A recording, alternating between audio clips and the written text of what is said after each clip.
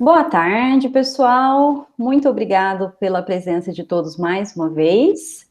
E muito obrigado ao José Lucas por ter aceitado o convite para dar esse seminário para a gente hoje. Bem, José Lucas, pode ficar à vontade, então, para dar início aí ao seminário. Boa tarde a todos. Primeiramente, eu quero agradecer a Elisa pelo convite. No primeiro convite eu não tive condições, mas no segundo deu certo. E eu fico muito feliz de voltar a apresentar um pouco do que eu pesquiso nos seminários da UFO. Dá uma certa saudade dos presenciais, mas comentando novamente, sendo online, a gente tem a oportunidade de participar, mesmo estando mais distante. Eu escolhi apresentar hoje um pouco sobre reticulabilidade completa. A parte final do que eu vou falar vai aparecer em um artigo meu e do Geraldo, que a gente escreveu durante minha tese, né, durante os trabalhos da minha tese, no doutorado na Unicamp. E aí eu registro aqui o agradecimento ao CNPq e à CAPES, que durante o meu doutorado eu recebi um apoio financeiro das duas instituições, e registrar aqui meu agradecimento às duas. Atualmente, eu sou professor do Instituto Federal do Norte de Minas Gerais. Apenas um panorama geral, Minas é muito grande, né? O Instituto Federal do Norte, ele tem 10, 11 campi espalhados pela região noroeste, norte de Minas, Vale do Jequitinhonha, onde eu moro, e Vale do Mucuri. Então, abrange uma grande área de Minas, foi uma grande conquista da região. E eu atualmente trabalho no campus de Arinos. Acredito que os campos mais famosos do Instituto sejam em Salinas, uma das capitais nacionais da cachaça, e o outro talvez seja em Montes Claros, que é uma cidade um pouco maior. Então, vamos iniciar com a matemática. Antes de falar de reticulabilidade propriamente dito, eu separei alguns slides para falar um pouco sobre reticulados de Banach. Por que eu decidi fazer isso? Porque eu me recordo muito bem nos seminários da UFO, que era sempre muito prazeroso quando o palestrante iniciava com as definições básicas do ambiente, porque quando a gente não está muito habituado a trabalhar no ambiente, a gente já vai direto para os resultados, geralmente a gente fica muito perdido, levando em consideração que nossa plateia é bastante diversa. Eu optei por falar um pouco sobre reticulados e algumas coisas que me chamaram a atenção quando eu comecei a estudar reticulados de Banach. Então, vou iniciar aqui com algumas definições. A gente inicia com espaço vetorial e a gente diz que esse espaço vetorial ele é um espaço de Ries se ele estiver munido de uma ordem parcial que satisfaz algumas condições. As duas primeiras condições aqui nos dizem que essa ordem parcial se comporta bem com relação à soma e ao produto por escalar positivo. Então, a primeira aqui, se nós tivermos um vetor x menor ou igual que um y, nós podemos somar um vetor z aqui de ambos os lados sem alterar nossa desigualdade. E a segunda propriedade que tem que ser satisfeita é, nós podemos multiplicar isso aqui por um escalar positivo sem alterar a desigualdade. Um espaço vetorial munido de uma ordem parcial que satisfaz essas duas condições, ele é chamado de espaço vetorial ordenado. Existe a teoria que trabalha com isso. Se além dessas duas condições, essa terceira aqui for satisfeita, que é o seguinte, quaisquer dois vetores que nós tomarmos no espaço vetorial possuem um supremo e um ínfimo. Se, além dessas duas, satisfizer essa terceira, a gente chama esse espaço vetorial de um espaço de Ries ou de um reticulado vetorial. Eu prefiro a nomenclatura espaço de Ries e é o que a gente vai utilizar no decorrer da apresentação. Simbologia para representar o supremo utilizada na literatura é essa. Todos os livros que eu estudei, que eu e o Geraldo trabalhamos, utilizam essa simbologia para supremo e essa aqui para o ínfimo, de dois vetores. Se o nosso espaço vetorial, nosso espaço de Ries, estiver munido de uma norma que satisfaz duas condições especiais, ele será chamado de reticulado de Banach. Quais são essas duas condições? A primeira é que o espaço vetorial com a norma seja um espaço de Banach. E a segunda condição é que essa norma se comporte bem com relação à ordem. Se comporta bem com relação à ordem no seguinte sentido. Se eu tenho aqui o valor absoluto de um vetor x menor ou igual que o valor absoluto de um vetor y, então a norma de x é menor ou igual que a norma de y, onde o valor absoluto de um vetor é definido dessa maneira, tomando o supremo aqui entre x e menos x.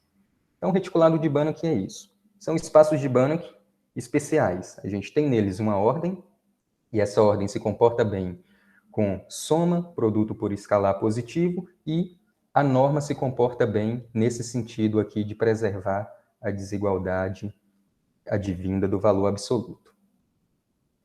Algo muito bom para a teoria é que os espaços com os quais nós estamos acostumados a trabalhar em análise funcional, em espaços de Banach, os mais comuns, eles têm estrutura de reticulados de Banach. Primeiro exemplo aqui, nós temos espaços de sequências reais LP, e o C0, L infinito também. Eles são reticulados de Banach com a ordem dada coordenada a coordenada. Segundo exemplo, nós temos aqui os espaços das classes de funções LP aqui de μ, uma medida qualquer. Eles também têm estrutura de reticulado de Banach, são reticulados de Banach, com a ordem dada pontualmente μ quase sempre. Então, essa classe de funções aqui é menor ou igual que essa. Se for menor ou igual, μ quase sempre aqui quando a gente faz a avaliação no x. Os C de Cas, os Cas aqui compacto Hausdorff, são reticulados de Banach com a ordem dada pontualmente. Todos esses espaços aqui, a norma é a norma que a gente está habituado. São as normas que a gente trabalha e aprende lá na análise funcional. E o último exemplo aqui, todo espaço de Banach real X, que tem base 1 incondicional XJ, é um reticulado de Banach com a ordem dada dessa maneira aqui. Ó. Todo vetor nesse espaço de Banach, ele tem uma representação única dessa forma, em função aqui da nossa base de Schauder, XJ, e ele será maior ou igual que zero se os AJs, que são os coeficientes aqui da sua representação, forem todos maiores ou iguais que zero. Então, os espaços de Banach que possuem uma base incondicional também têm aí uma estrutura de reticulado de Banach. Se nós temos a estrutura, nós podemos olhar para as subestruturas delas, né? De reticulados de Banach, nós podemos olhar para as subestruturas. E tem algumas que são especiais para o que a gente vai apresentar no decorrer desse seminário. Então, o primeiro delas, nós temos aqui um subespaço vetorial F de E aqui um reticulado de Banach. Esse F ele será um subespaço de Ries se ele for fechado aqui para as operações de reticulado. Ou seja, para quaisquer vetores x e y nesse subespaço, o ínfimo entre eles está no subespaço e o supremo entre eles também está no subespaço. Um subreticulado de Banach, ele é um subespaço de Ries fechado, o fechado aqui com relação à topologia induzida pela norma. Então, o que vai ser mais importante para a gente aqui é essa subestrutura de subreticulado de Banach. Okay? Temos uma outra estrutura também que é muito importante, que é a de ideal. Para definirmos ideal, primeiramente a gente precisa definir o que é um subconjunto ser sólido. A gente diz que um subconjunto é sólido se sempre que o valor absoluto de x for menor ou igual que o valor absoluto de y, e o y pertencer a esse conjunto A, esse subconjunto A, então o x também pertencer ao subconjunto A. E um ideal nada mais é do que um subespaço vetorial que também é sólido. Okay? Todo ideal fechado será, em particular, um subreticulado fechado de Banach. Só uma pergunta. Vocês estão ouvindo o som? Está atrapalhando vocês? Tem um vizinho com som ligado? Só para... Tá não. Tá não? Obrigado. Sexta-tarde aqui o som começa. Então, mais algumas coisas que são importantes a gente falar sobre reticulados de Banach e espaços de Ries de uma maneira mais geral, é que se a gente tiver dois vetores, x e y, em um espaço de Ries, a gente consegue definir alguns vetores advindos desses, advindo de x e advindo de y. O primeiro vetor que a gente consegue definir é chamado de parte positiva de x, ele é definido dessa forma. X mais aqui representa a parte positiva de x, e é o supremo entre o vetor e o vetor nulo. A parte negativa de x, definida dessa maneira, é o supremo entre menos x e o vetor nulo. Apesar daqui ser chamado de parte negativa, essa parte negativa ela é maior ou igual que zero, ela é um vetor positivo em espaços de Ries. E todo vetor x ele pode ser decomposto como uma diferença da parte positiva menos a parte negativa. E isso é importante, tanto que na demonstração de um dos nossos resultados no artigo, a gente utiliza isso, esse resultado básico de espaços de Ries. O valor absoluto, que a gente já viu, é definido como o supremo entre x e menos x.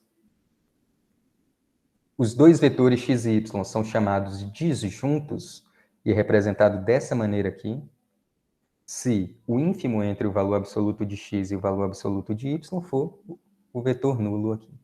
Essa notação aqui é a mesma utilizada para vetores ortogonais em espaços de Hilbert. E aí, dependendo do livro, a gente tem que tomar um certo cuidado com reticulados de Hilbert. A gente tem que ficar atento a essa notação. E uma sequência definida aqui em um espaço de Ries, um reticulado de Banach, que ela é dita disjunta, se suas coordenadas forem disjuntas duas a duas. Nós pegamos aqui xi, for disjunto com xj, para todo i diferente de j. Precisamos falar um pouco também sobre operadores definidos entre reticulados de Banach. Nós temos aqui um operador linear definido de E em F. Esse operador ele é dito positivo se ele transporta vetores positivos de E em vetores positivos aqui de F. Esse operador ele é chamado de regular se ele for a diferença de dois vetores positivos. E a coleção desses operadores regulares de E em F é representado dessa maneira. Quando a gente faz um curso lá de análise funcional, a gente vê que essa notação desse L cursivo aqui, ela geralmente é utilizada para o espaço dos operadores contínuos. E ela está sendo colocada aqui porque todos os operadores que estão aqui dentro, todos os operadores regulares, que são os que moram aqui dentro, eles são operadores contínuos. E essa é uma das primeiras relações que eu particularmente achei muito bonita quando eu comecei a estudar reticulados, que é o fato da positividade de operadores garantir a continuidade em reticulados de Banach. Então, todo operador positivo, ele é contínuo. Todo operador que preserva aqui a positividade dos vetores x, eles são contínuos. E a última definição aqui que a gente precisa é de homomorfismo de Ries. Esse operador ele será um homomorfismo de Ries se ele pega o valor absoluto de x aqui e por igual ao valor absoluto da imagem de t de x. Isso para todo x que a gente tomar no reticulado de Banach aqui. O homomorfismo de Ries é muito importante para o que a gente vai falar, porque são esses operadores que preservam a estrutura de reticulado. Então, se a gente tiver um homomorfismo de Ries, de um reticulado de Banach em um outro ambiente, a imagem vai ser um espaço de Ries. Né? Aqui a gente não pode falar que vai ser um reticulado de Banach ainda, porque teria que ser fechado, mas vai ser um espaço de Ries. Porque a estrutura de reticulado aqui está sendo preservada por esse operador. Quando trabalhamos com reticulados de Banach, existem duas classes de reticulados de Banach que aparecem com muita frequência na literatura e que são muito importantes para a teoria. Uma delas são os chamados AL espaços. Nós dizemos que um reticulado de Banach é um AL espaço se a norma satisfaz essa condição aqui. A norma da soma for igual aqui à soma das normas para todos os vetores positivos cujo ínfimo aqui seja zero. E os AM espaços são aqueles que satisfazem essa condição aqui. A norma do supremo entre dois vetores é igual ao máximo das normas. Essas duas classes são muito importantes, aparecem com frequência na teoria, e existe uma caracterização que relaciona todo a L-espaço a reticulados de Banach do tipo L1 de μ, para uma medida μ qualquer. Então, um L-espaço ele vai ter que ser, todo a L-espaço ele é isomorfo a um L1 de μ. Então, sempre que ouvirem a L-espaço, pensem em algum L1 de μ. E os AM-espaços, eles são isomorfos a subreticulados de um C de K. Então, olhem para a L-espaços como algum L1 de μ e a M-espaços como uma subestrutura de algum C de K. Né? Esses resultados são bastante conhecidos e essas duas classes de reticulados de Banach são muito importantes.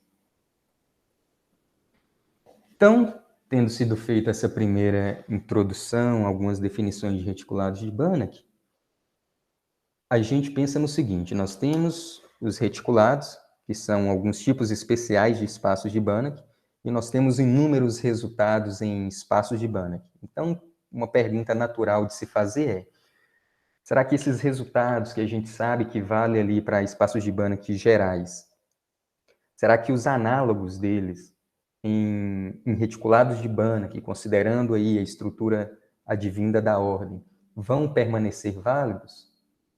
E aí, isso é uma linha de pesquisa que eu venho observando que está surgindo muito trabalho, né, nesse sentido, e a gente observa que a gente não precisa aprofundar muito na teoria de reticulados de Banach para encontrar resultados bastante interessantes e que diferenciam os resultados em espaços de Banach para seus análogos em reticulados de Banach.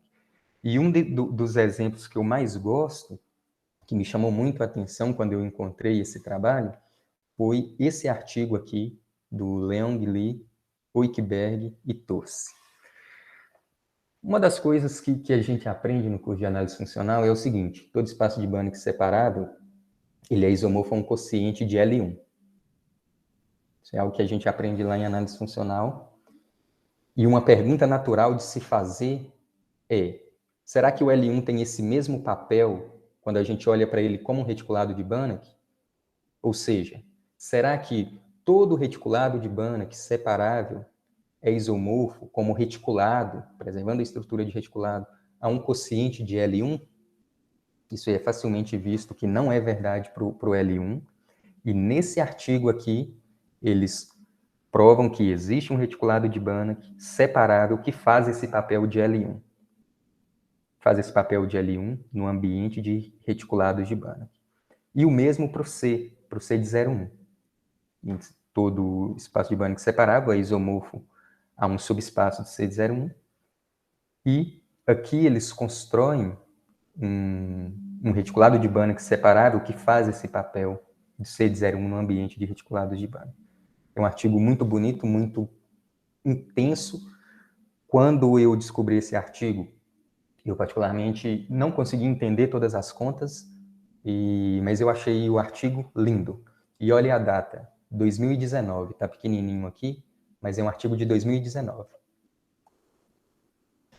Então aqui a gente já vê que uma coisa muito conhecida em espaços de Banach, quando a gente olha para reticulados, é um pouco mais delicado. Quando a gente inclui ali a ordem e pede que as coisas conservem a estrutura advinda da ordem, é um pouco mais delicado e merece uma atenção.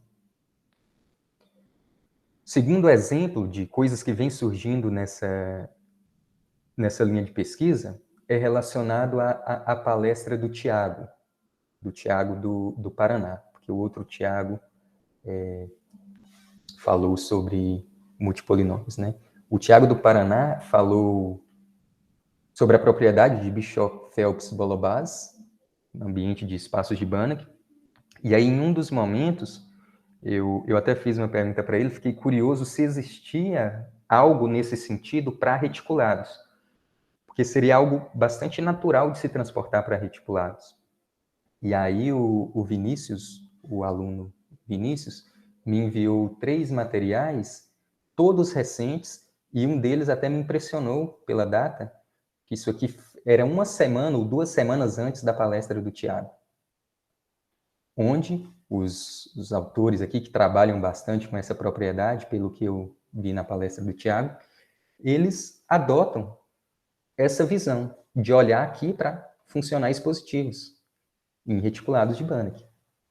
Então, é algo que está sendo feito e, recentemente, preparando o seminário, eu revisitei alguns e-mails que eu havia trocado com o Geraldo, encontrei um artigo também desse ano, que foi publicado recentemente, de alguns espanhóis, onde eles provaram resultados de reticulabilidade, levando em consideração a cardinalidade dos subespaços, que é algo que foi comentado durante a minha defesa de tese, acho que foi o Vinícius que comentou que poderia ser uma linha de pesquisa. Alguns espanhóis já publicaram um artigo nessa linha, eles definem lá uma alfa-reticulabilidade, um alfa-b-reticulabilidade.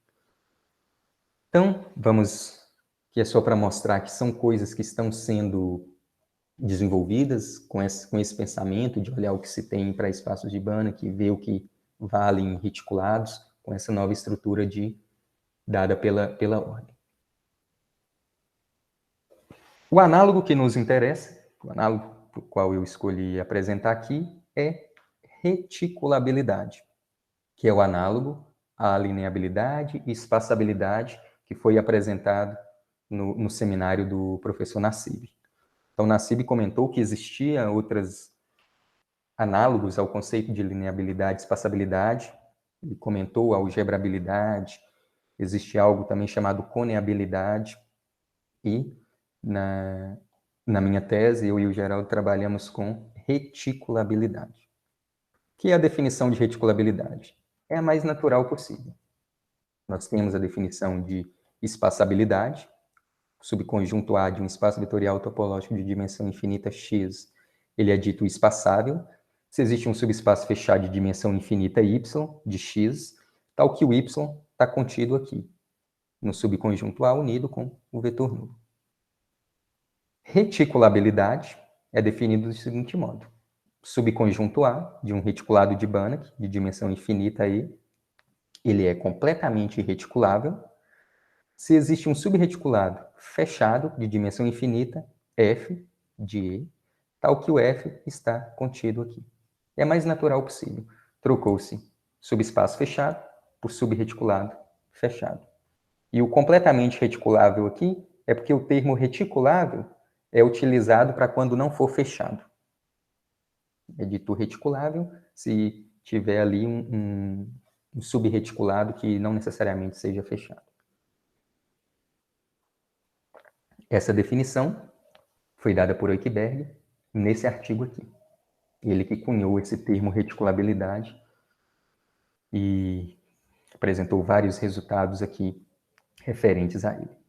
Esse artigo do Oeckberg e esse outro artigo aqui do Oeckberg, de 2017, nesses dois artigos, ele prova alguns resultados gerais sobre reticulabilidade.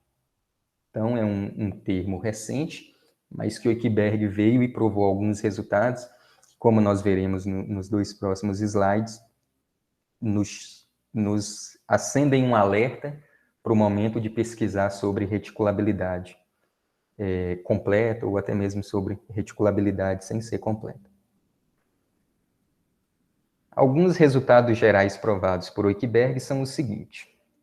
Se nós tivermos I, um ideal fechado de um reticulado de Banach E, aqui a dimensão do quociente aqui infinita, a codimensão infinita, então esse conjunto aqui do reticulado de Banach menos esse ideal, ele é completamente reticulável.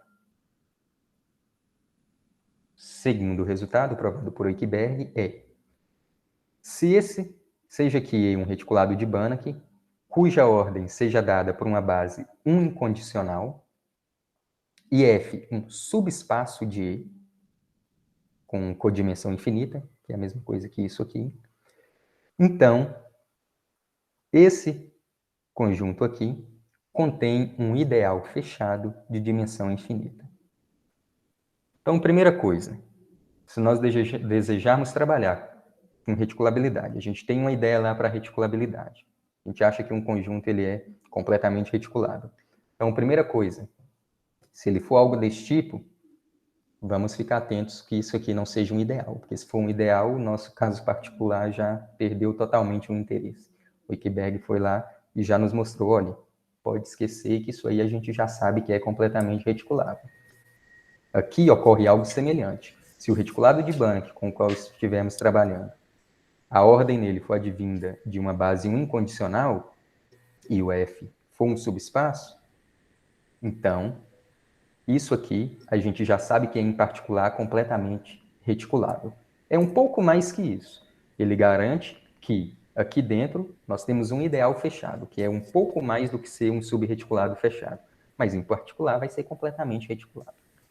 Então, aqui nós já vimos duas coisas que temos que ficar atentos.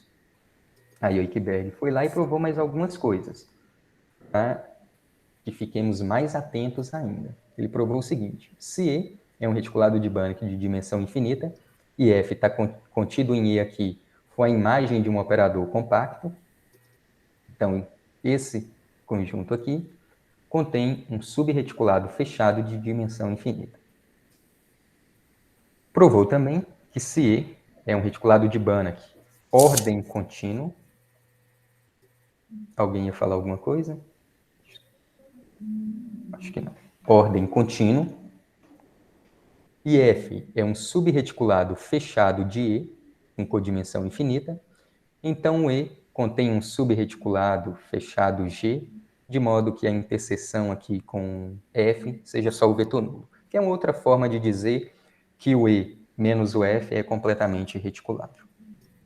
Então, como o Geraldo comentou comigo quando nós começamos a trabalhar com isso, o Wikberg foi lá e nos disse o seguinte: está aqui o termo, reticulabilidade, é uma área que é possível obter vários resultados, mas eu já provei um monte. Então, tome cuidado para que a gente não esteja reinventando a roda no estudo de reticulabilidade. Vamos ficar atento com esses resultados gerais de Wikberg, para que o nosso caso particular não se encaixe em um deles.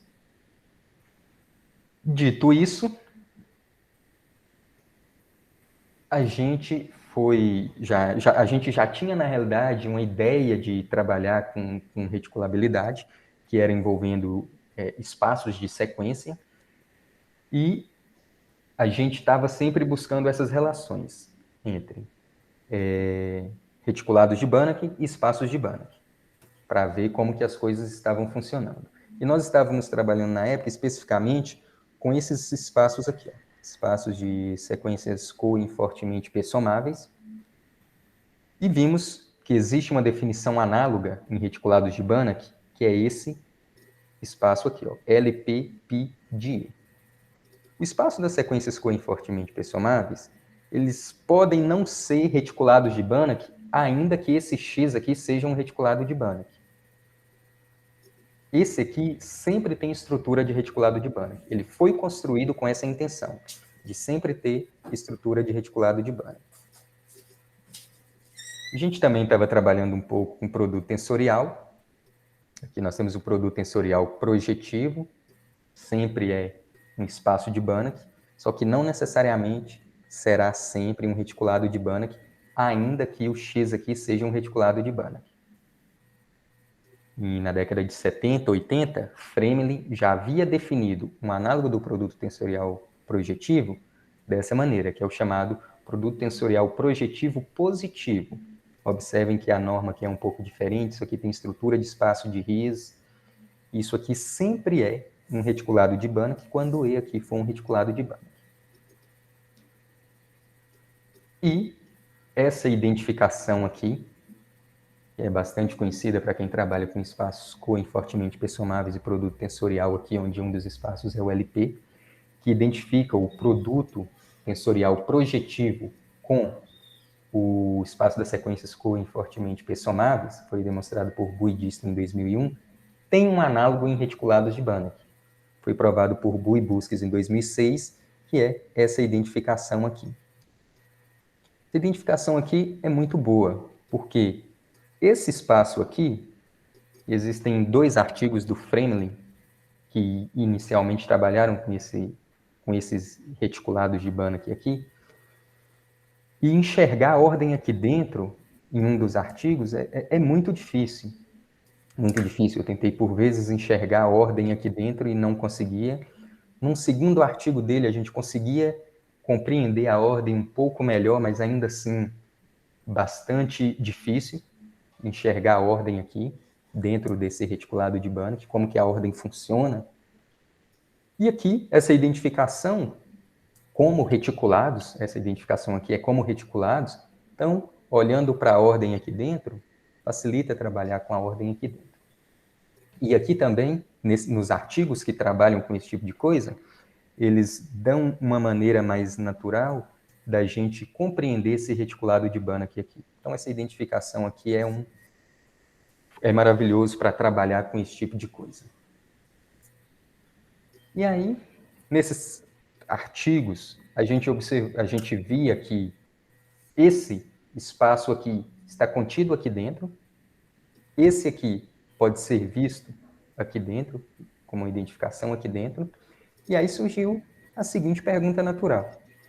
Será que esse conjunto é completamente reticulável? O LPP de menos os Cohen aqui? E a segunda pergunta que surgiu foi, será que esse conjunto aqui do produto tensorial projetivo positivo do LP com E, ele é completamente reticulável quando eu olho para a diferença aqui? Isso aqui é um E, não é um X, não. Que é E. E aí surgiram essas 2 perguntas e começamos a trabalhar com isso, tomando sempre cuidado com os resultados gerais de Oeckberg. Na verdade, os resultados gerais de Oeckberg foi a última coisa que nós fizemos. A gente deveria ter feito primeiro, mas foi a última. Que até então a tentativa era entender mesmo como que as coisas estavam funcionando aqui. E nesse processo, a gente percebeu o seguinte, que se trocássemos o LP Acho por que um o Leão quer falar. sequência de Orlick's, aparentemente Lucas? as coisas funcionariam de maneira muito semelhante. Acho que o Leão quer falar, Zé Lucas. Pode falar, Cleon. Oi, Lucas. Só para eu não me perder aqui, talvez eu tenha perdido. Você definiu o que significa ser completamente reticulável? Sim. Acho que eu perdi, me perdoe, depois eu procuro. Eu volto aqui sem problema. Completamente reticulável é isso aqui, ó. Um subconjunto, beleza. ele é completamente reticulável se ele contiver um subreticulado de dimensão infinita, fechado, a menos ali do vetor nulo. Certo, tá. Tá bom, Então é isso, nós temos um conjunto, estamos procurando dentro dele, a princípio ele não tem uma estrutura de reticulado de Banach, nós estamos procurando dentro dele uma estrutura de reticulado de Banach, de dimensão infinita. Ok? E aqui não é X, aqui é E. Eu me equivoquei aqui na hora de digitar. E a gente percebeu que trocando o LP por um espaço de sequência de Orlick's, se a gente conseguisse provar que esse conjunto é completamente reticulado, as coisas funcionariam de maneira semelhante para um espaço de sequência de Orlick's. E a gente pensou, bem, não faz muito sentido a gente provar uma coisa para LP e depois provar uma coisa muito semelhante para o espaço de sequência de Orlick's.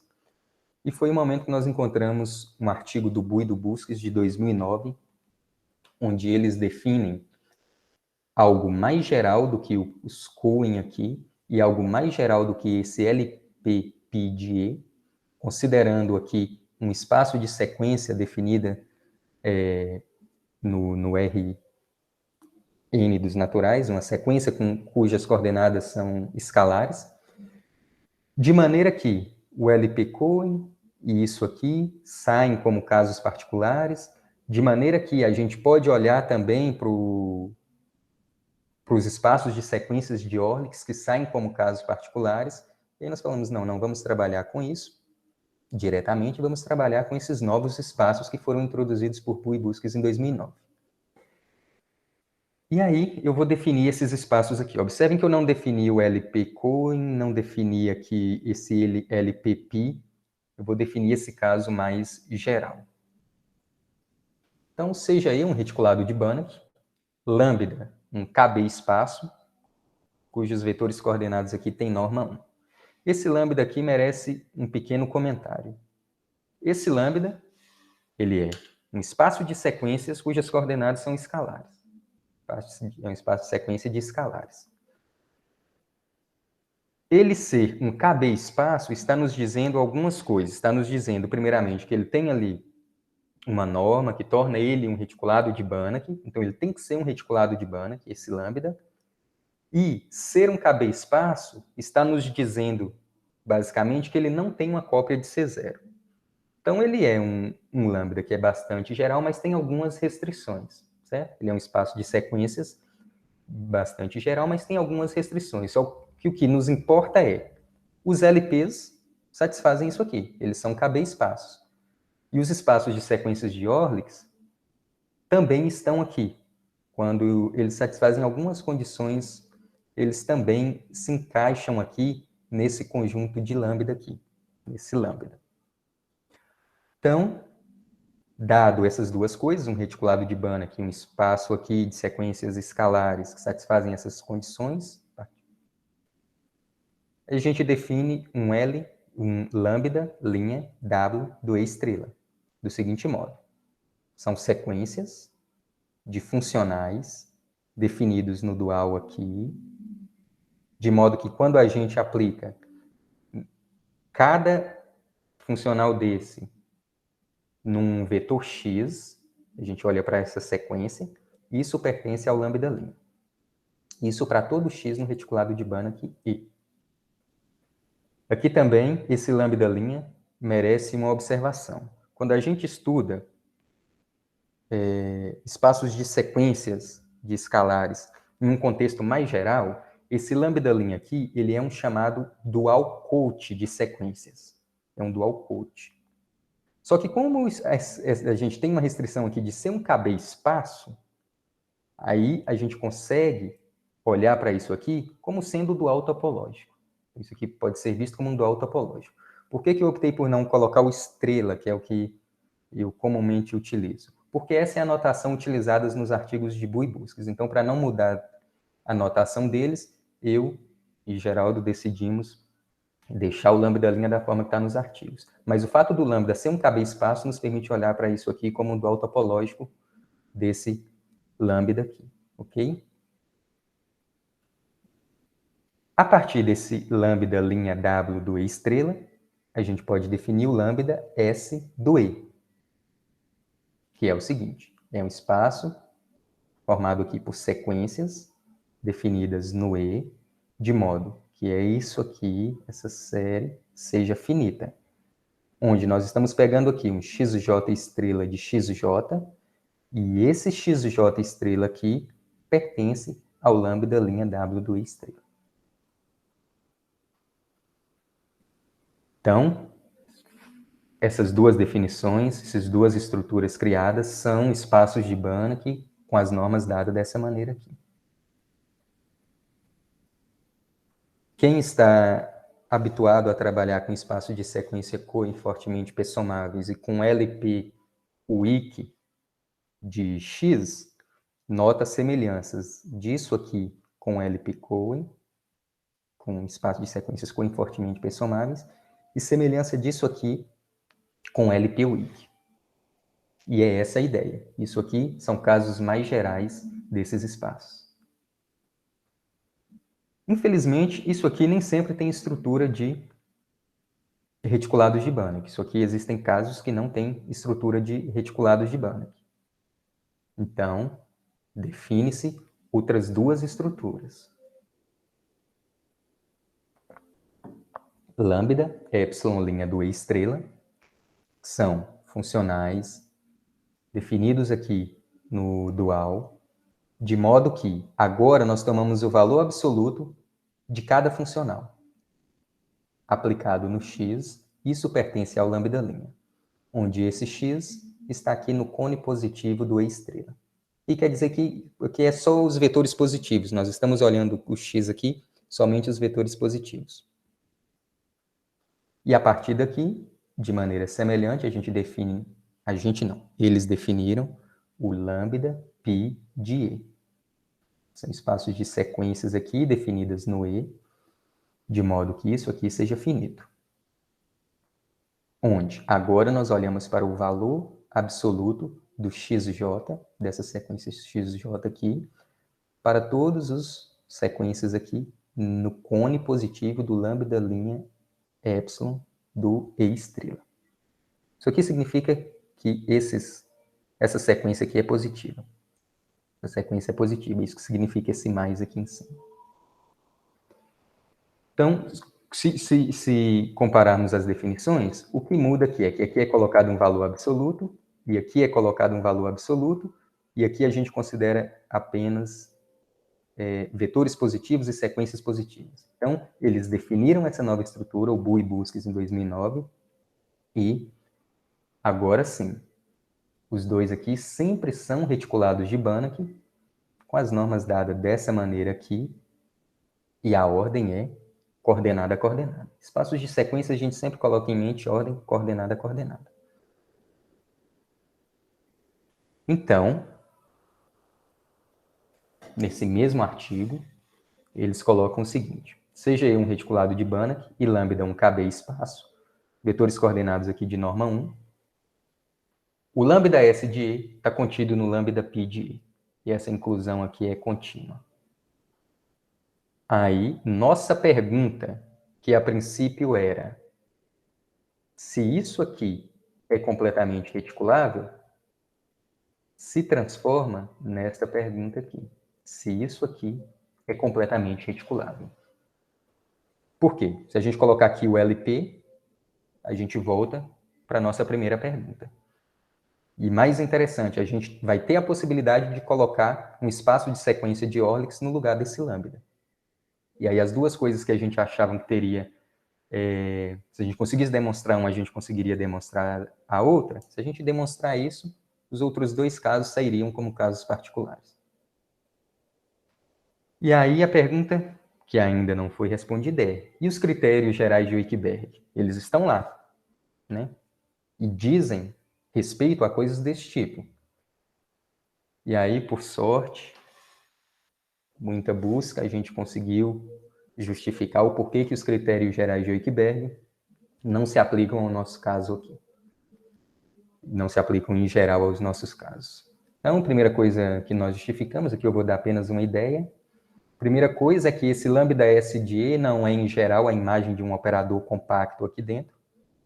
Porque se ele fosse a imagem de um operador compacto, então lambda S de E teria que ser separável. E aí basta a gente tomar um E aqui que é não separável, já não ia dar certo.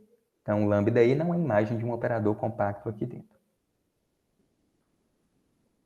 Primeiro critério foi eliminado. Segundo critério é: essa ordem aqui não é também, em geral, dada por uma base em um incondicional. Um argumento bastante semelhante. Se a gente sabe que o lambda π de E ele contém uma cópia de E, e aí, a gente pegando um E não separável, a gente consegue garantir que o lambda π de E não vai ter uma base de Schauder, muito menos uma base em um incondicional. Segundo o critério, também conseguimos deixar ele de lado. Terceiro critério, a gente precisaria, de certo modo, justificar que o lambda π de E não é, em geral, ordem contínua. Não é, em geral, ordem contínua. E aí, aqui, nós utilizamos o espaço E como sendo L infinito, e aí nós utilizamos algumas nomenclaturas, algumas definições bem mais técnicas de reticulados de Banach, que eu não coloquei na apresentação, mas o L infinito, ele é um reticulado de Banach um pouco especial, que é chamado de Dedekind sigma completo. E pegamos o lambda como LP, e aí o LP π do L infinito também vai ser Dedekind sigma completo. está justificado num artigo do Boole e do Busques que isso ocorreria. Como o LPP de L infinito contém cópia de L infinito, lá também desse artigo do Boole e do Busques, utilizando caracterizações de ser ordem contínua, a gente garante que o LPP de L infinito ele não é ordem contínua. Então, o terceiro critério de Wakeberg, a gente também, de certo modo, conseguiu mostrar que ele não vale em geral. E olha, utilizando aqui os nossos espaços básicos, né? O LP, o L infinito, certo? Então, são contra-exemplos assim, com reticulados de Banach canônicos, os mais básicos que a gente tem. E o último critério que a gente precisaria garantir é que o lambda S de E, ele não é, em geral, um ideal no lambda π de E.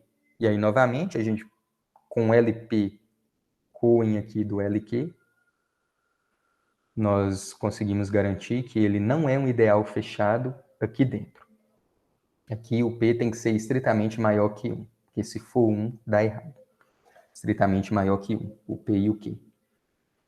Aqui a gente utilizou um resultado que caracteriza espaços de Banach terem estruturas de reticulado, que é uma estrutura local incondicional de Gordon-Lewis.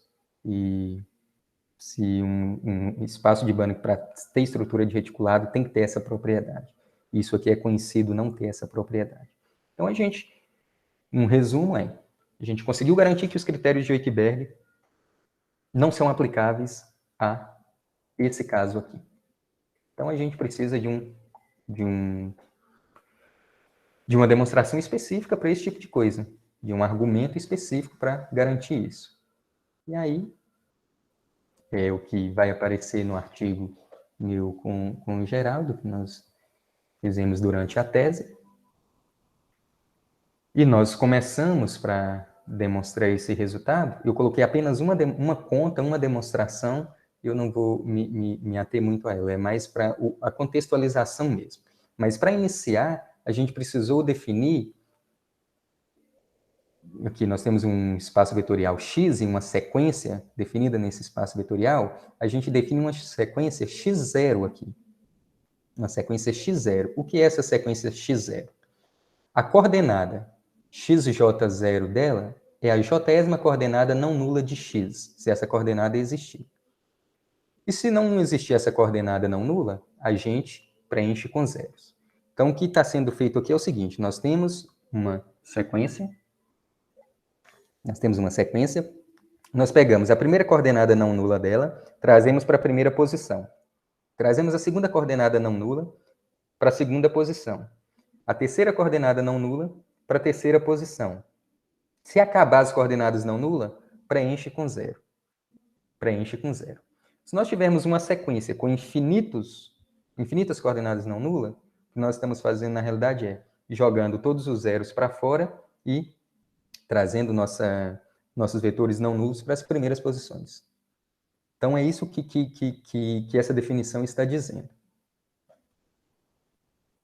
E aí, no decorrer das contas, a gente observou que o nosso lambda, que a gente vai utilizar para provar que lambda π de E menos lambda S de E é completamente reticulável, ele também tem que tem que satisfazer algumas condições para que o nosso espaço de sequências vetoriais se comportem bem, porque ele estava muito solto.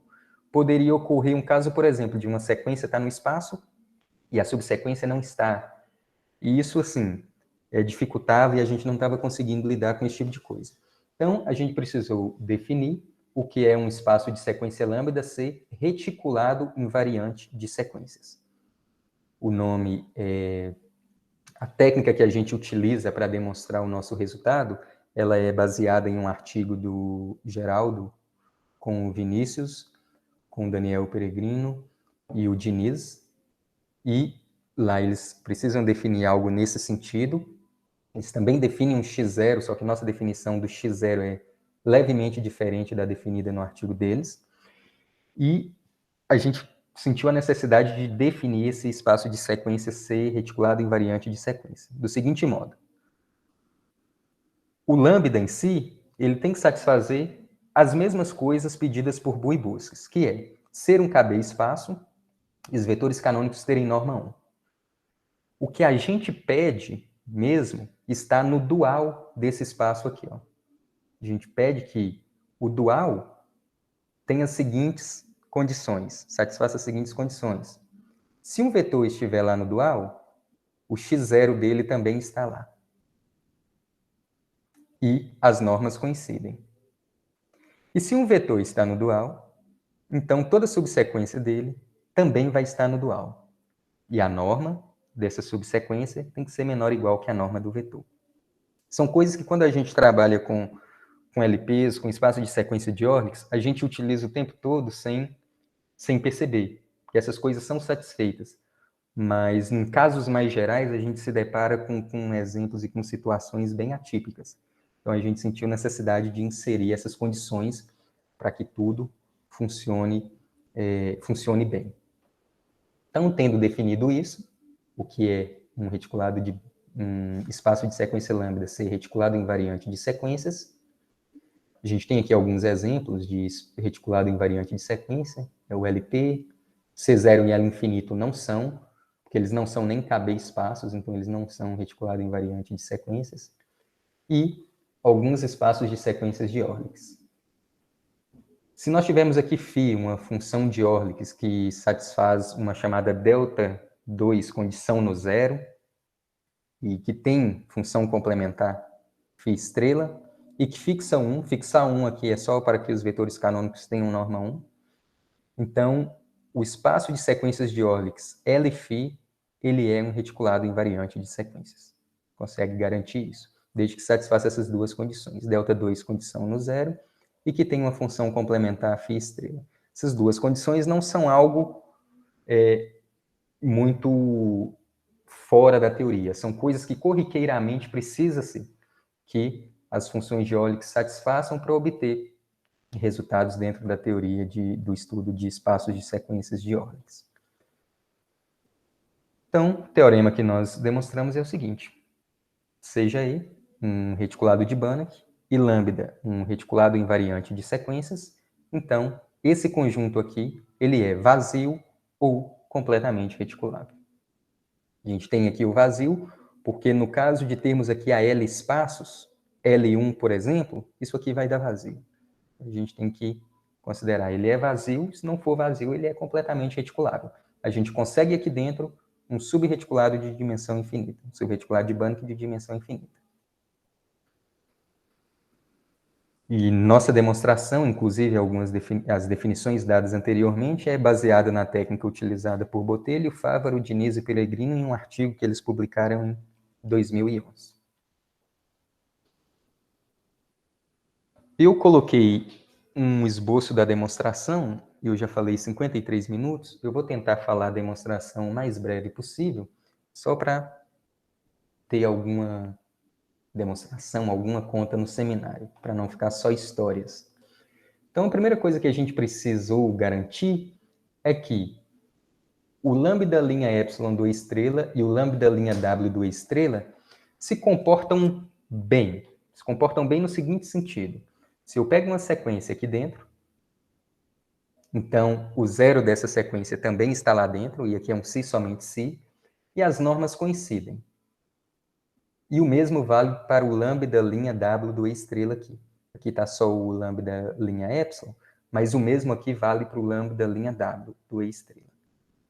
E uma segunda coisa é, se uma sequência estiver aqui dentro, então toda subsequência dela também vai estar aqui dentro, e a norma da subsequência é menor que a norma da sequência em si.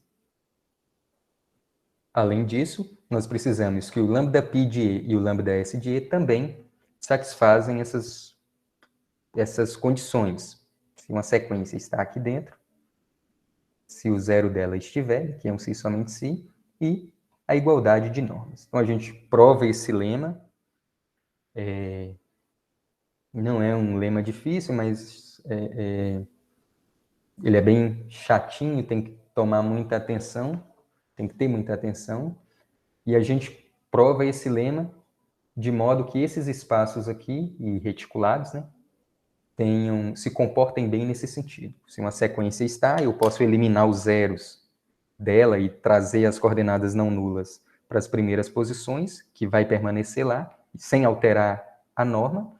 E se uma sequência está, então toda subsequência também está, e a norma da subsequência é menor que a norma da sequência. E aí a gente começa a demonstração do teorema. Então o que a gente quer demonstrar é que isso aqui é vazio ou completamente reticulado, certo? Então a gente supõe aqui que seja diferente de vazio e vamos provar que existe aqui dentro um subreticulado de Banach de dimensão infinita. A gente consegue, o fato de ser diferente de vazio, a gente vai conseguir um vetor positivo aqui, nessa diferença. Para garantir que o vetor é positivo, a gente utiliza uma das primeiras coisas que eu falei quando defini reticulados de Banach, que um vetor ele pode ser decomposto em parte positiva menos parte negativa. É algo bem básico da teoria que é utilizado para garantir que a gente pode tomar aqui um vetor positivo. E a gente pode considerar ainda que esse vetor ele tem aqui todas as coordenadas diferentes de zero. E a gente já havia provado anteriormente que se eu tenho um vetor lá dentro, eu posso eliminar todos os zeros que ele continua lá dentro, tanto aqui quanto aqui.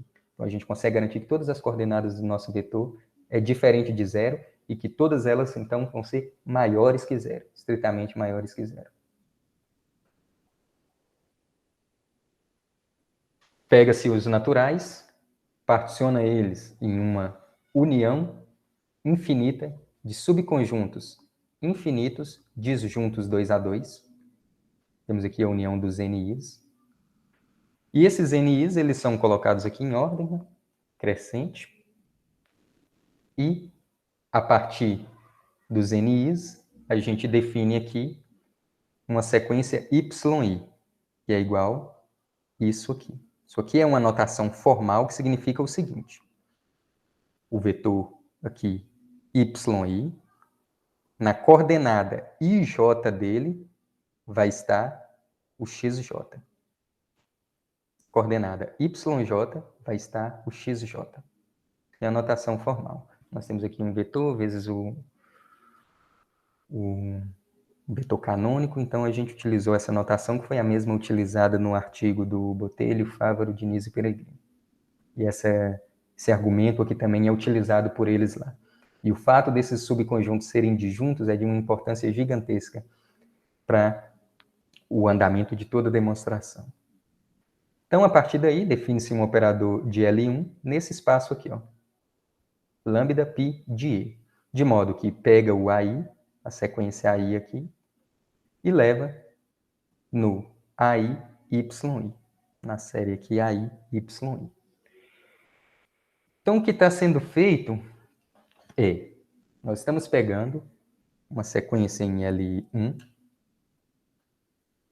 cada coordenada dessa sequência está multiplicando um YI, e esse YI tem exatamente as coordenadas dos XJs, só que em posições distintas. Em posições distintas. Então, é isso que está sendo feito. Primeiro, a gente tem o XJ, essa sequência XJ, e aí ela é reescrita dessa maneira, enchendo de zeros, e os XJs estão em posições que são previamente determinadas pelo I aqui. E depois estamos pegando essa sequência em L1, multiplicando por essa, e depois somando tudo. Isso está bem definido, isso é linear. A primeira coisa que tem que justificar é que está bem definido. A gente justifica isso. Temos que justificar a injetividade. Também é justificada a injetividade. A imagem dessa sequência aqui, ó, AI, ela é algo desse tipo. A coordenada IJ dela tem lá o AI multiplicado pelo vetor XJ.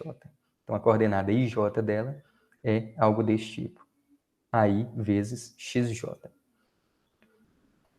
Nós temos que os NIs são disjuntos 2 a 2 e que cada coordenada nessa imagem aqui é dessa forma, um AI vezes um XJ, e já sabemos que os XJ são todos diferentes de zero.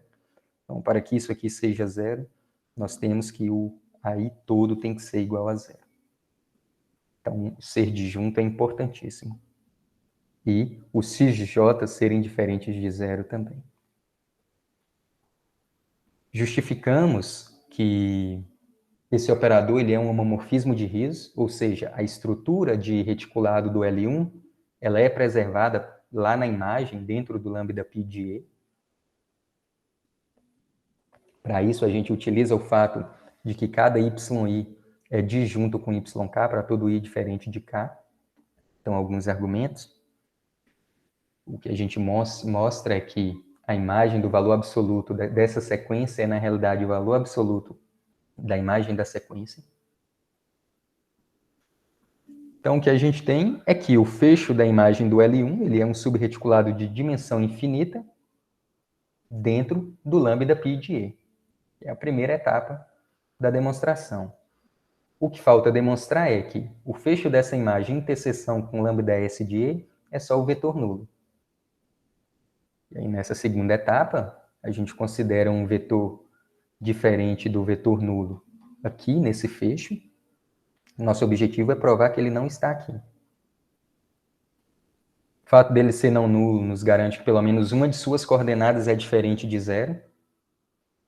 E a gente utiliza alguns argumentos para garantir o seguinte, que todas as coordenadas desse vetor, Zm, todas as coordenadas Zmj dele, é algo desse tipo aqui, ó.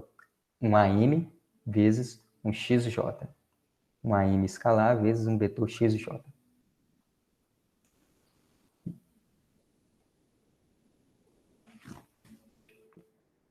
E o fato desse vetor aqui ter uma coordenada, pelo menos uma coordenada diferente de zero, nos garante que um AM aqui, numa posição específica, ele é diferente de zero. Esse AM é diferente de zero. O fato do nosso vetor x, que é o chamado vetor mãe, que surge lá no início da demonstração, não pertencer ao lambda S de E, nos garante a existência de uma sequência aqui dentro, de modo que isso aqui seja infinito. A gente reordena essas coordenadas dessa sequência, preenchendo com alguns zeros e colocando os φj's em posições adequadas, para que, quando a gente aplicar essa sequência φ aqui, cada coordenada da φj no zj, a gente veja que isso aqui é infinito. E essa sequência que foi definida, ela está no lambda linha W do estrela, porque, na realidade, o que nós fizemos com a φj foi apenas encher de zeros. E encher de zeros e eliminar zeros não tiram a sequência de dentro desse espaço, que é o que foi visto no lema. E aqui o nosso AM sendo diferente de zero, isso aqui a gente sabendo que é infinito, nos garante que isso aqui é infinito. Então, o que a gente faz é, constrói uma sequência no lambda linha W do estrela, de modo que, ao aplicar ela no Z, dê infinito. Isso é a mesma coisa que dizer o seguinte, olha, o Z não está no lambda S de E, que é o que a gente queria.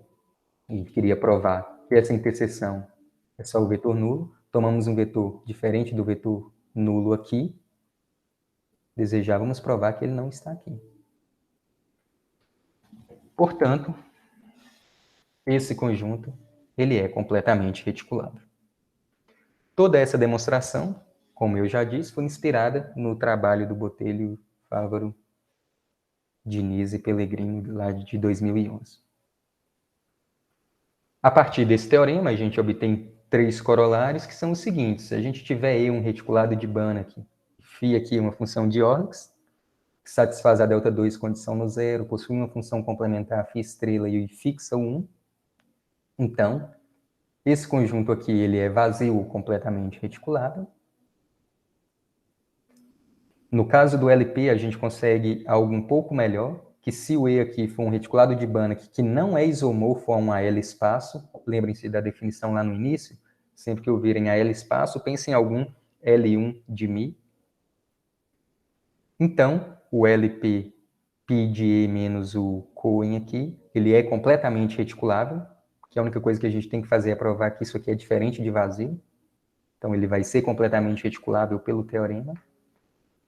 E, por fim, se E novamente for um reticulado de Banach não isomorfo a um AL espaço, e aqui maior que 1, menor que infinito, então, produto tensorial projetivo positivo do LP pelo E, menos o produto tensorial projetivo do LP pelo E, também é completamente reticulável.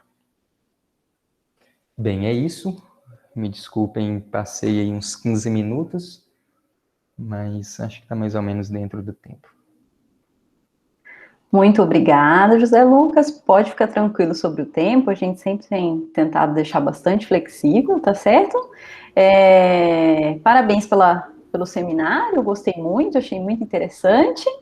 E nesse momento eu vou abrir, então, para perguntas. Alguém gostaria de fazer alguma pergunta, pessoal, para o José Lucas?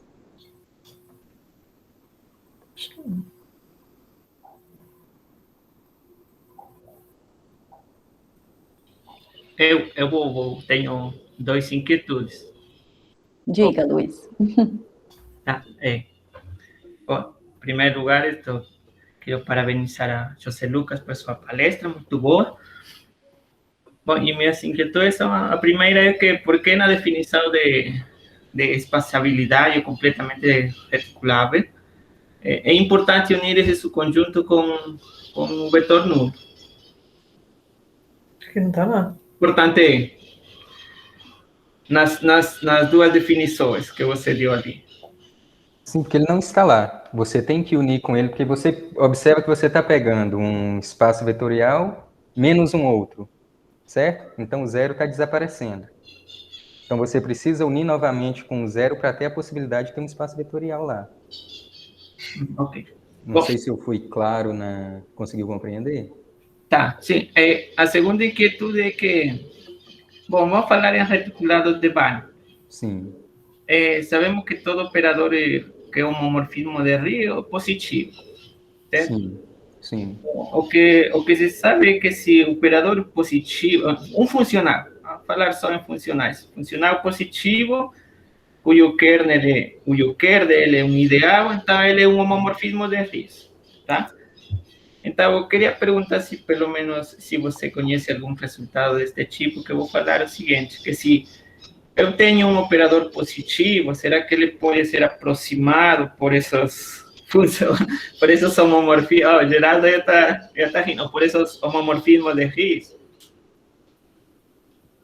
Se você conhece você que ha leído em algum lado. É uma ótima pergunta. Eu não me deparei com nada nesse sentido. Então, primeiramente, você começou falando de operador, depois voltou falando para funcionais. Você só poderia... funcionais. Pense só em funcionais. Vamos ficar em funcionais. Sim. Então, nós temos os funcionais. Qual é a pergunta? Pode repetir, por favor? E se eu tenho um operador positivo, um funcional positivo, se ele pode ser aproximado por um homomorfismo de Ries? Não vi nada nesse sentido. Tá. Nunca vi nada nesse sentido. Não que eu me lembre. Tá. Obrigado. Só essas duas inquietudes. Alguém aí que está ouvindo, gente, se alguém souber a resposta para essa pergunta, fale, porque o Luiz não vai conseguir dormir se ele não conseguir descobrir isso. Não, que se com outra hipótese adicional, pode-se mostrar isso. Na verdade, que o fecho de todo esse conjunto de todos os funcionais que são homomorfismos seria o cone positivo, certo? Sim. É isso. Mas... Bem, sinceramente, não me recordo de ter visto nada nesse sentido e nunca pensei nisso também. Eu não sei te dizer. Tá. Eu acho que é uma pergunta que vai ser um pouco... Não vai ser tão fácil de ser respondida, viu? William, já ouviu alguma coisa? Não. Vinícius está aí, não? Vinícius entrou hoje, eu não vi? Entrou. Vinícius, você leu eu não conheço, não. Vamos lá, você sabe. Não, mais que eu, nunca tá? vi algo desse tipo, não. Isso aí é resolver um problema do Luiz, um problema desse tamanho, né? Mas eu falei para ele que eu acho que não deve ser verdade, porque os homomorfismos de Ries são muito poucos.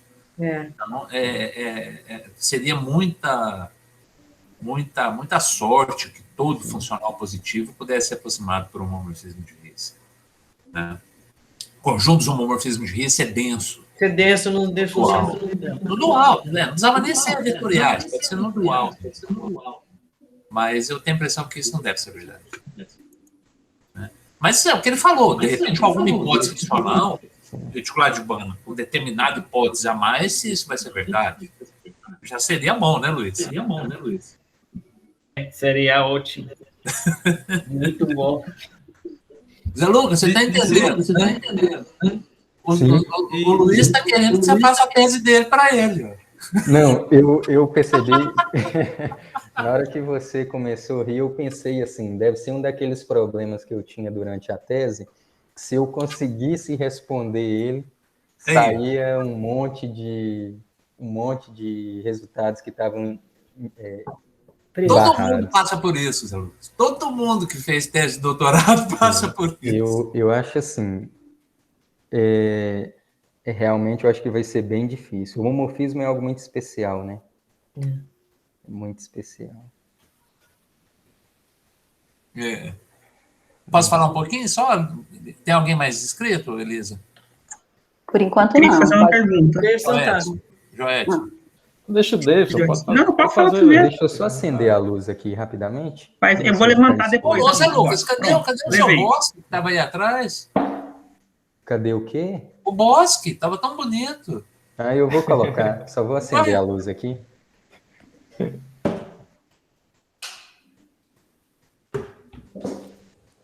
Voltei.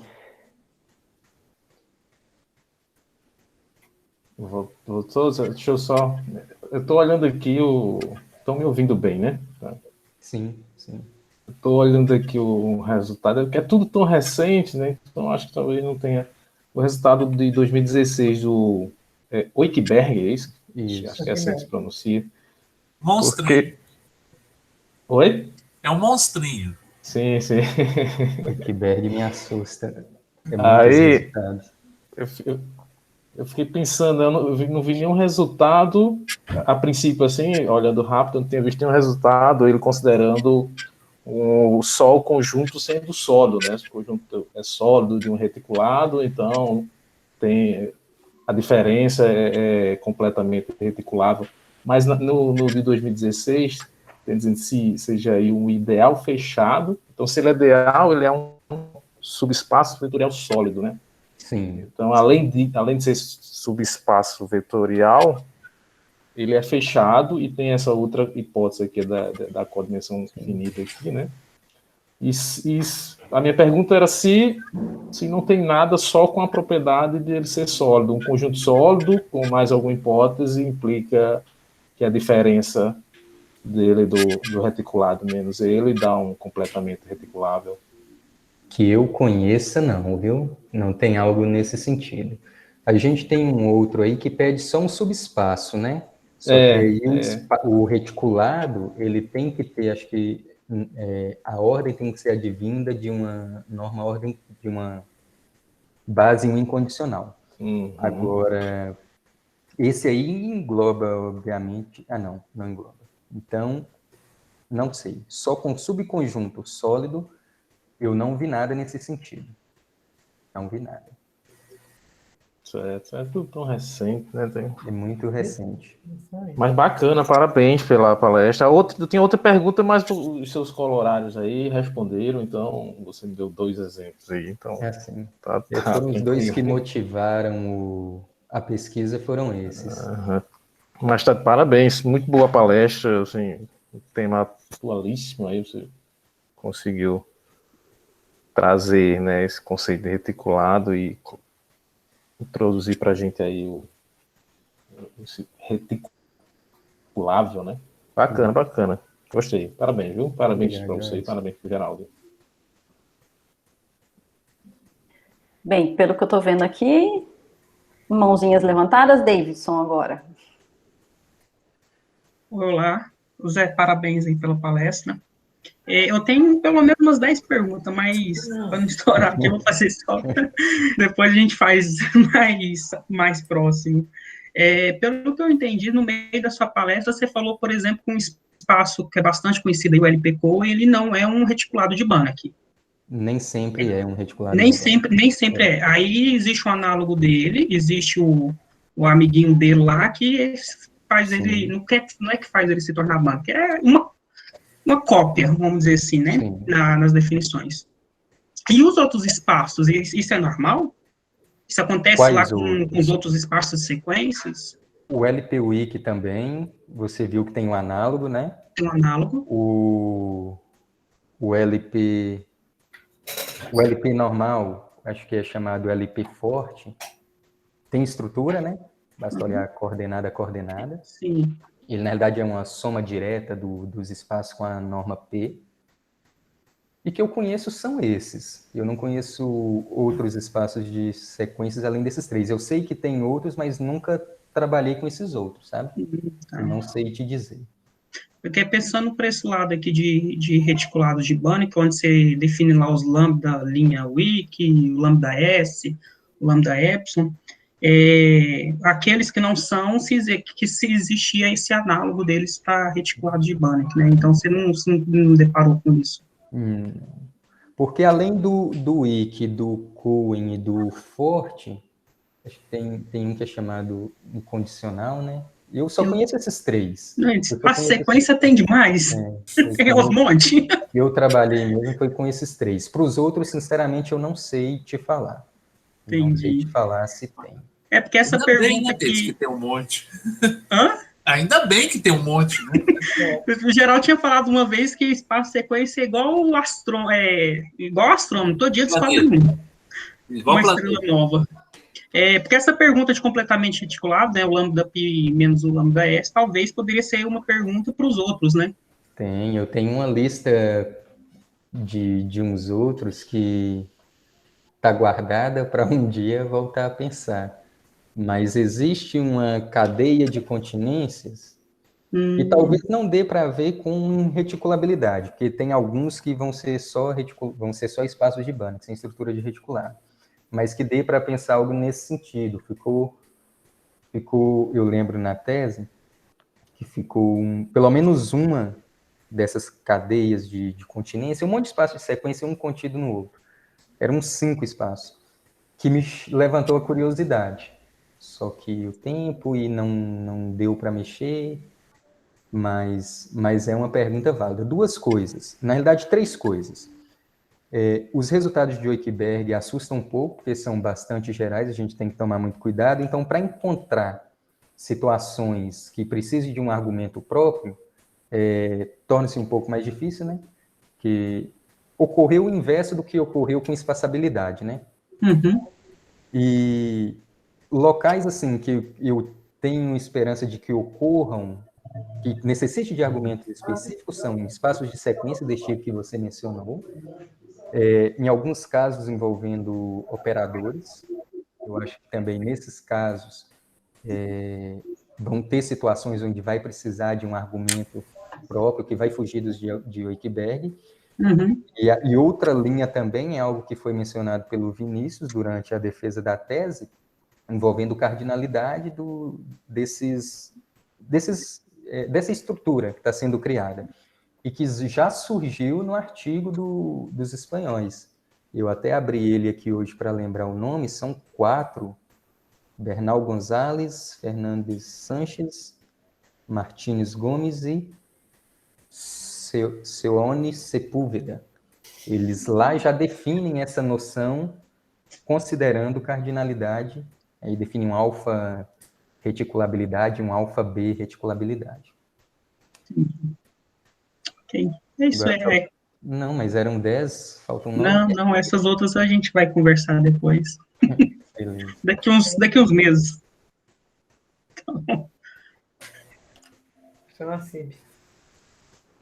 Bem, então, seguindo, perguntas, Nassib?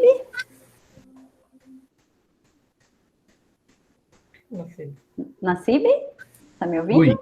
Oi, pode fazer sua pergunta. Boa tarde a todos. Zé Lucas, parabéns pela apresentação excelente, muito Muito legal e acessível. Olha, deixa eu fazer perguntas aqui bobas, ingênuas aqui. Você sabe por que a tradução de látices são reticulados? Essa é uma curiosidade. Tem algumas curiosidades aqui para perguntar. Você sabe alguém sabe explicar, o Geraldo, talvez, a Marília? Bom, tá, isso aí eu acho que essa palavra em inglês vem de alguma outra coisa que parecido com isso. Em espanhol também é. Em espanhol é retículos. Retículos de Banach. Certo? Então, eu acho que tem alguma coisa a ver com a etimologia aí das palavras. A gente não sabe, mas O reticulado em inglês é o mesmo lattice, é isso?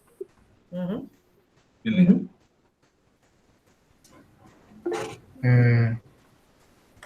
Lattice igual treliça.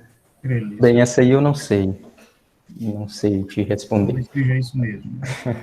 É um diagrama da ordem, eu coloquei aqui no Google Tradutor e deu treliça a tradução. É que uma treliça parece aquele diagrama de ordens, né? Você tem uma ordenação de conjuntos, né? E aí você monta um diagrama parecido, sei lá, lembra uma treliça, não sei. Que acho que a ordem não deve ser linear, né? Outra coisa. Ela não deve ser numa reta, ela deve estar fazendo desenho, né? Outra pergunta ingênua aqui.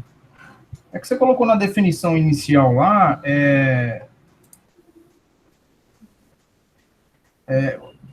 usada aquela notação de supremo e ínfimo só por conveniência ou existe alguma propriedade a mais que está relacionada àquelas propriedades clássicas de supremo e ínfimo, no sentido de ser no sentido da definição estrita mesmo do supremo e do ínfimo. Existe? A definição é a mesma, Nassim. É a mesma. Esse símbolo, se a gente lembrar lá da matemática discreta... que, pelo menos na definição, está usando como máximo e mínimo, né? Não, tá não. Não? Não, a ordem não é a ordem total. No espaço de Ries, a ordem não precisa ser uma ordem total. Dois elementos não são necessariamente comparáveis.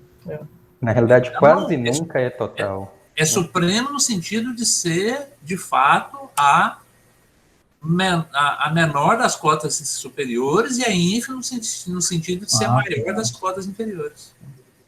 Tá. Okay? Se eu me recordo bem, só vai existir um caso de ordem total em um reticulado de Banach se for de dimensão 1. Se for de dimensão 2, já... A ordem é só parcial. Então, dois elementos... Não é verdade que todo vetor ou é positivo ou é negativo. O vetor pode não ser nem positivo nem negativo.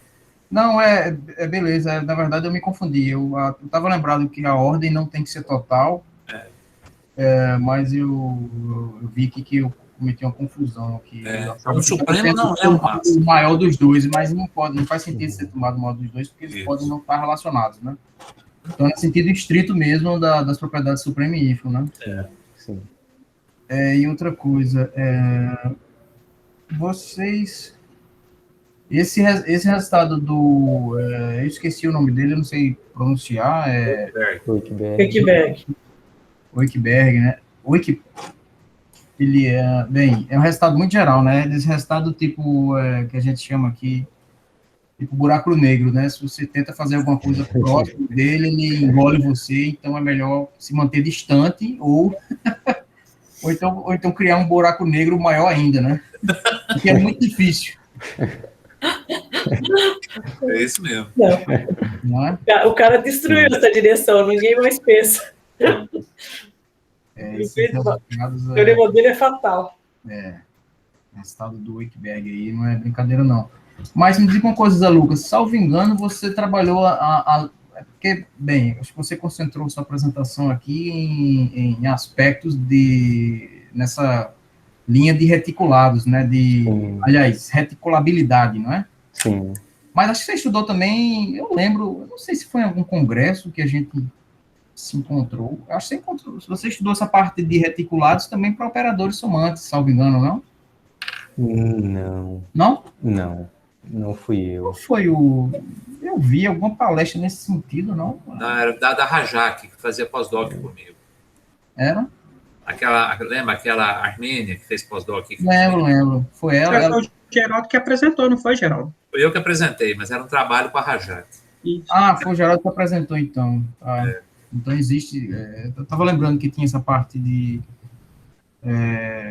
teoria de operadores somantes nesse âmbito de reticulados.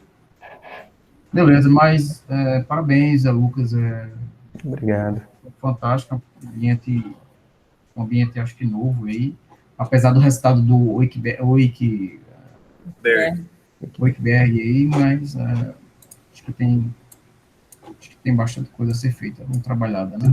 Não tem problema aí. Só o Davis aí tem uma lista aí de perguntas. Parabéns. Cleon, pode fazer sua pergunta. Todos me ouvem bem? Sim. Então, começar parabenizando o Lucas, foi uma exposição muito, muito interessante. Eu vou falar das minhas impressões pessoais, certo? Sim. O resultado, como o Nassib apontou, o resultado do Wikberg, ele é muito interessante, porque parece que a propriedade que está no cerne das discussões que você apresentou, e provavelmente você encontrou inspiração no trabalho do Wikberg, é a propriedade de ser reticulada, né? Sim. E a desigualdade é preservada. Se você tem valor absoluto, módulo de x menor ou igual que módulo de y, então a norma de x é menor ou igual que a norma de y. Não é isso? E aí, por que eu vejo assim, pelo menos no meu modo de ver, né, que o resultado do Wikberg é muito natural no sentido de implicar reticulabilidade? Porque a propriedade de ser incondicional implica isso, né? Naturalmente, ela favorece isso, o fato de ser incondicional. E, no meu modo de ver, o mérito do teu teorema é o fato de que você se perguntou se é possível obter a reticulabilidade sem ter incondicionalidade. E aí você mostrou que é possível construir dois ambientes, cujo complementar dele tem um subespaço, incluindo o zero, que é reticulado. Você tem dois ambientes que não tem a estrutura incondicional necessariamente. Então, eu acho que aí é o ponto-chave, assim, é o que me deixou arrepiado, entendeu? Assim, eu achei muito interessante. E a pergunta que eu faria é a seguinte, aí você lembra, você falou na sua exposição que você precisaria de uma demonstração própria para esse tipo de situação. E aí você remeteu a um trabalho do Daniel Pellegrino, do Geraldo, Vinícius e Geraldo. E o Diniz. Aí a pergunta é a seguinte, existe uma interseção entre as duas técnicas, do Wikberg com a do Geraldo e a do Vinícius, e se não há interseção nenhuma? Não que eu me recordo. Não faz muito tempo que eu vi o artigo do Wikberg, mas não tem. Legal. E aí uma outra pergunta interessante assim, que me ocorreu, não sei se faz sentido, mas, quer dizer, antes de eu formular essa pergunta, eu vou fazer uma prévia. Em que situações a reticulabilidade ela é assim indispensável em termos de aplicações, em que ambientes, em que circunstâncias assim é primordial? O quão importante é essa propriedade em outras circunstâncias, entendeu? Por que ela é uma propriedade valorosa? E, do ponto de vista matemático, ela é interessante, assim, eu consigo ver que ela é algo a mais, entendeu? Assim, é uma propriedade interessante do ponto de vista matemático. Mas em situações práticas, alguém ia gostar de saber, olha, o Lucas ali, ele provou uma situação onde ganha reticulabilidade, então isso é ótimo. Antes do José Lucas responder, Leon, vou pedir para você fechar o seu microfone, que está dando bastante eco. O Cleon só. Melhorou agora? Não sei. Não, acho que não sou eu, não. Não é você? Tentando fechar o meu, não estou conseguindo. Eu acho que de todo mundo é ruim deixar aberto, por isso que faz isso. Não, mas parece acho que que parou, melhorou, Cleon. parou, Melhorou, Cleon. Eu fechei a porta. Então foi isso. Obrigada. Foi isso, Então, bom, você acabou de responder que não consegue vislumbrar, né? Uma situação circunstancial em que assim, é algo realmente desejável, reticulabilidade, né? E aí uma outra pergunta que me ocorre é se você tivesse um relaxamento, lembra que reticulabilidade, valor absoluto de x menor ou igual que valor absoluto de y, implica norma de x menor ou igual que norma de y. Se você relaxar a desigualdade da esquerda, seria possível, na tua construção, obter a desigualdade da direita sem nenhuma constante, relaxar no sentido assim, vamos supor, o valor absoluto de x é menor ou igual que 1,5 vezes valor absoluto de y, implicar que a norma de x é menor ou igual que a norma de y. De acordo com a sua construção, que é um espaço de sequência, eu não consigo ver isso ser possível. Então, agora, talvez, uma modificação dela, entendeu? Tipo assim, módulo de x menor ou igual que 1 mais epsilon vezes módulo de y. Implica norma de x menor ou igual que norma de y. É exigir demais, eu acho, né? Zé Lucas, isso aí é a unicidade da norma. Que só tem uma norma que faz o espaço virar um... Só tem uma norma que faz um espaço de Ries se tornar um reticulado de Banach. Isso aí tem um teorema fortíssimo na teoria, que é o seguinte: se você tem um espaço de Ries, um espaço vetorial... Mas ele está relaxando do lado esquerdo, não? Mas a questão é que você só tem uma norma, certo? Você não tem outra norma que satisfaz aquilo, certo? Então, na teoria de espaço de Ries, você tem muito de reticulado de Banach, você tem muito pouco jogo de cintura em relação à norma. Entendeu? Dado o espaço de Ries, existe uma única norma nele. Se existir uma norma nele que faz com que ele seja um reticulado de Banach, essa norma é única. Entendeu? É um resultado extremamente forte e que mostra que não tem muito jogo aí com a norma, não. Tá bom. Então, eram essas as minhas considerações, mas parabéns. Acho muito interessante o teorema. Parabéns mesmo. Obrigado, Cleon. Mais alguma pergunta, pessoal? Elisa, porque você fala só uma rapidinho. Claro.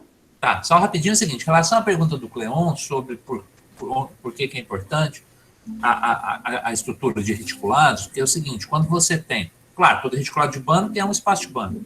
Quando você tem a estrutura de ordem, tá, você ganha mais ferramentas para estudar a estrutura do espaço. Então, os teoremas que dizem respeito à estrutura dos reticulados de Banach são muito mais ricos, muito mais profundos do que dos espaços de Banach. Você conhece muito mais dos reticulados de Banach do que você conhece dos espaços de Banach. Certo? Então, aqui, Cleon, você conhece muito bem, ó.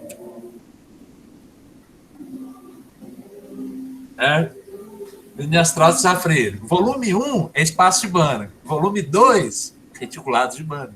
Ou seja, onde ele mostra num livro inteiro como, ao introduzir a estrutura de ordem, você ganha a possibilidade de conhecer os espaços muito mais do que você conhece só com a norma. Ok? Rapidinho, só para fechar, várias pessoas falaram do resultado do Oeckberg. O resultado do Oeckberg não é um resultado do Oeckberg, são 4. Ele provou 4 critérios gerais. Então, ele fundou a teoria de reticulabilidade e ele já jogou logo 4 buracos negros. Não é um só, não. Tá certo? Então, quando a pessoa que for trabalhar com reticulabilidade, ela tem que driblar, escapar de 4 buracos negros para poder valer a pena tentar buscar um argumento próprio para aquele resultado, tá certo? Porque são 4 resultados, os 4 muito gerais, tá certo? E o Zé Lucas sofreu muito para poder mostrar que aquela situação escapava dos 4, certo? Mas eu fui taxativo com ele. Se não mostrar, não vai fazer. Para fazer, vai ter que mostrar se enquadra nos 4, certo? Então é a vantagem, né, de trabalhar com o aluno, que o aluno obedece, né? Tá? Só isso. Pode falar, Daniela. Oi, José Lucas. Parabéns Oi, pela Daniela. sua excelente exposição. Eu queria fazer uma pergunta que não sei se faz sentido, porque eu nunca estudei esse espaço, tá?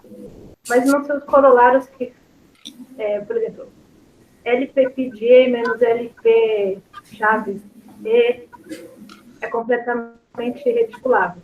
Faz sentido, aí é P e P, né? Faz sentido P e alguns Qs? Faz sentido ser diferente, assim? Faz sentido ver isso ou não? Faz. P e Q, com algumas relações entre. Olha, eu nunca pensei nisso. Eu nunca pensei nisso. Você diz assim, LPP de E, por exemplo, menos LQ Para algum Coen de E. Isso. Ou. Eu acho que faz sim. Só que aí tem que ver o P e o Q, né? Para estar contido no outro. Aí tem que adequar o P e o Q, mas eu acho que faz sim. Alterar, colocar o LP em um e o LQ no outro. Porque tem alguns, né, de passabilidade, até tem P e Q, união, tem uma. Sim, eu me lembrei deles, né? Sim. Mas poderia fazer sentido. Tem alguns que pegam a união é um LP menos união de um LQ com Q menor que o P, tem resultados Acho nesse que são tipo. os mesmos, né? Aí são 2 passos diferentes. Não sei se faria sentido, se melhora alguma coisa. Eu acho que faz, mas nunca pensei nisso, nunca me surgiu essa pergunta. Tá bom, mas é isso. Obrigada e parabéns. Obrigado. Muito bacana, gostei muito. Mais alguma pergunta, pessoal? Mais alguma consideração? Não?